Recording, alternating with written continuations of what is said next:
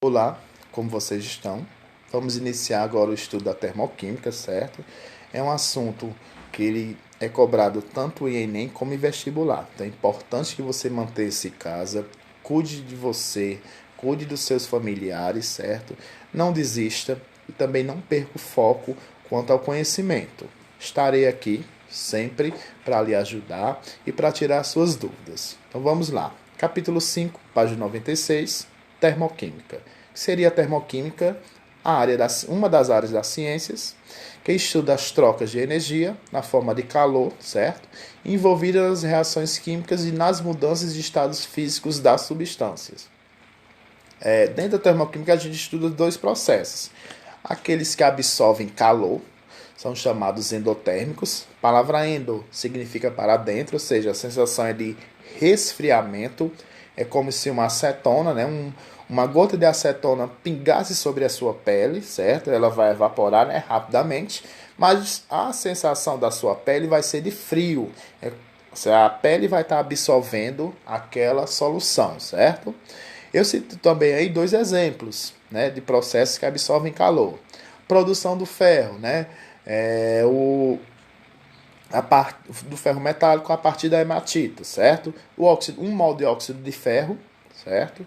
E 3 mols de carbono e calor vão ser consumidos para formar 2 mols de ferro e 3 mols de monóxido de carbono. No segundo exemplo, eu tenho a síntese do óxido nítrico, certo? Eu tenho aí 1 mol de nitrogênio que vai reagir com 1 mol de oxigênio, que vai reagir com o calor, que vão ser consumidos, e nessa reação vai formar 2 mols de óxido nítrico. Então, se eu observar nos dois exemplos, o calor está vindo antes. Que eu digo antes da setinha, Ele está sendo absorvido, ele está sendo consumido para formar o produto final, certo? Aí eu tenho os processos que liberam calor. No caso aí eu tenho os processos exotérmicos. A palavra exo significa para fora, ou seja, a sensação vai ser de aquecimento. É como se eu estivesse do lado de uma fogueira, A fogueira está liberando aquele calor, certo? Mas a minha pele, eu estou sentindo, eu estou naquela sensação de aquecimento, certo? Cito aí dois exemplos, processos que liberam calor, ou seja, processos exotérmicos. Produção da amônia, Produção da amônia, que eu tenho 1 mol de nitrogênio e 3 mols de hidrogênio, vão ser consumidos, vão reagir e formar 2 mols de amônia e calor. No segundo exemplo, a queima da glicose, durante o processo de respiração, onde eu vou ter aí glicose, que vai reagir com o oxigênio. Nessa reação, nesse consumo, vai formar 6 mols de dióxido de carbono, água e calor. Então, se eu observar nos dois exemplos aí, o calor está vindo depois, ou seja, no final, depois da seta. Então, como ele está vindo depois da seta, os processos são exotérmicos. A gente pode também estudar termoquímica na questão dos estados físicos, Dependendo do aquecimento, do resfriamento, vai haver passagem do sólido para o líquido para o gasoso ou gasoso para líquido para sólido. Então vamos lá. Nos processos de fusão, vaporização e sublimação, há absorção do calor. Então, se há absorção, fusão, vaporização e sublimação são endotérmicos.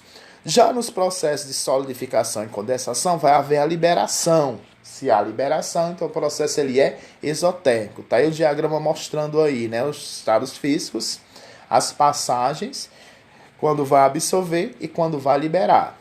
Para saber se um sistema perde ou ganha energia, utilizamos a variação de entalpia, que tem como abreviação, ΔH. Ela é definida como a energia em quilojoules liberada ou absorvida. Aí presta atenção. Essa variação ela vai vir no final, quando ela vier no final da equação, aí o que é que vai acontecer? Se o valor do ΔH for negativo, ou seja, o sinalzinho for negativo, o processo ele é exotérmico. Se o valor do ΔH for positivo, o processo ele vai ser endotérmico. E como é calculada essa variação de entalpia? Por essa formulazinha aí, ΔH igual H produto, HP, ou então energia dos produtos, menos H reagente, ou então energia dos reagentes, certo? As equações químicas, como eu falei, são representações gráficas. Aí tem algumas abreviações para você entender o que é a pirâmide, o que é quando a seta aponta para baixo, o que é a seta apontando para os dois lados, né? O que é o G, o S e o vapor, né? Ó, G gasoso, S sólido, estado de vapor V, né? L líquido e aqui aquoso, né? A setinha apontando para os dois lados, eu tenho uma reação que é reversível, né? Quando vem esse Y ao contrário, eu tenho uma presença de luz naquela reação. Quando vier a piramidezinha, eu estou tendo aquecimento naquela reação, certo? Eu tenho um exemplo aí para mostrar para você que tipo de reação, que tipo, na verdade, de gráficos, representações a gente vai ver dentro desse estudo, né? Eu tenho aí, ó, o N2 gasoso e 3 mols de H2 gasoso vão ser consumidos, né, para formar 2 mols, certo, de amônia gasosa, né? Ó, se observar aí, tá aí, né?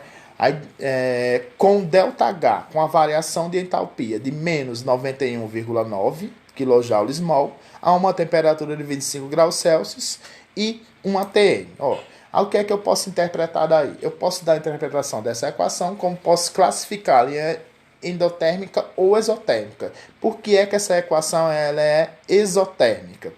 Por causa do sinal, ó. Se eu observar o sinal aí do ΔH, ó, menos 91,9, então, por ser negativo, a equação é chamada de exotérmica, certo? Mas isso quando vem no final, igual tá aí, ó.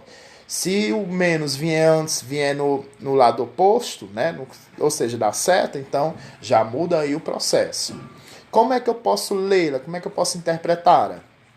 Para cada mol de nitrogênio, né, um mol de nitrogênio gasoso, que reage com 3 mols de hidrogênio gasoso, formando ou então dando origem a 2 mols de amônia gasosa a pressão constante, né, são liberados, o que é que são liberados? Sinalzinho negativo, então são liberados aproximadamente 92,0 kJ. Então é a interpretação dessa equação. Tchau, tchau e até a próxima. Bons estudos a todos.